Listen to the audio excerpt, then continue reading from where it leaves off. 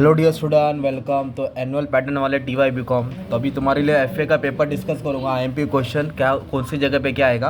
अब ये नंबर आपको सेव करके रखना पड़ेगा, क्यों इसका मतलब लास्ट में बताता हूँ। अब सुनो, तो जो तुम्हारा 100 मार्क का पेपर है, जो कॉलेज वाले उनको साल में 2 बार एग्जाम होता है, उनको 2 फांसी होती है, आपको एक ही फांसी होती है, एक ही साथ होती है, मतलब 100 मार्क का एग्जाम है, राइट। तो आपको 20 मार्क का एमसीक्यू आएगा बच्चों लोग, या तो मैच द फॉलोइंग आएगा या ब्लैंक्स आएगा और ट्रू और फॉल्स आएगा। तो 20 मार्क का ट्रू और फॉल्स आता है। अभी जो तुमको ना 10 चैप्टर है, कितने चैप्टर है? 10। तो 10 चैप्टर में से आपको कम से कम ना 4 सम सॉल्व करना है 60 मार्क के लिए। तो आपको 5 या 6 टॉपिक तो आना चाहिए। तो कौन सा टॉपिक पढ़े, कैसे पढ़े, मैं अभी आपको प्यार से समझा दूँ अच्छे से, ठीक है।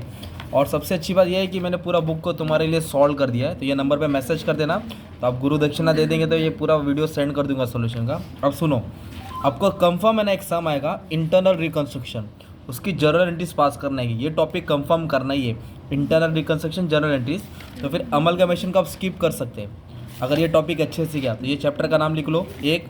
फिर दूसरा आएगा, आपको बायबैक ऑफ शेयर्स करना पड़ेगा। क्या करना पड़ेगा? बायबैक ऑफ शेयर्स, ये भी कंफर्म करो, आता ही है बायबैक ऑफ शेयर। और एक टॉपिक है प्रॉफिट प्रायर इन कॉर्पोरेशन, प्रॉफिट प्रायर इन कॉर्पोरेशन, जो अभी एसवाई को दिया है, अभी आपको है। तो 3 टॉपिक हो गया, बायबैक, पीपीआई।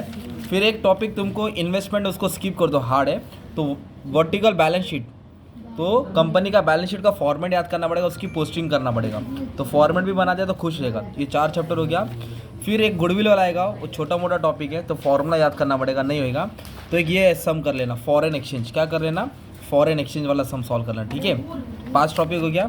और एक तुमको ये टॉपिक आएगा बच्चे लोग, कौन सा वाला मालूम है? सोसाइटी वाला, कोऑपरेटिव सोसाइटी। तो ये 6 टॉपिक करना, और 6 के 6 एकदम आसान है, कुछ हार्ड नहीं है, ओके। और फिर तुमको कुछ शॉर्ट नोट्स आएगा, जैसे कि IFRS पढ़ना है, इंटरनल रिकंस्ट्रक्शन, AS11 पढ़ना है, AS13 अमलगमेशन का पढ़ना है, गुडविल। ये 4 टॉपिक हो गया, शॉर्ट नोट्स है ना, क्योंकि 20 मार्क का अटैम्प्ट करना ही है।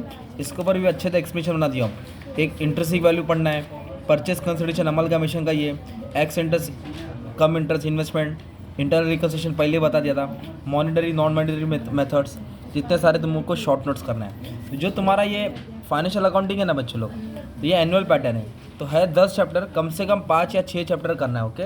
4 सम तुमको अटेम्प्ट करना है, 20 मार्क का शॉर्ट नोट और 20 मार्क का MCQ। तो सब मैंने अपलोड कर दिया, और सबके ऊपर चैप्टर पे 15-15 प्रॉब्लम बना दिया हूँ। आपको अच्छे से 2-3 प्रॉब्लम सबका देखना है, तो काम आसान हो जाएगा। इसका कॉस्ट का, MA का, सबका बना दूंगा आपके लिए, okay. Thank you very much and all the best for exam.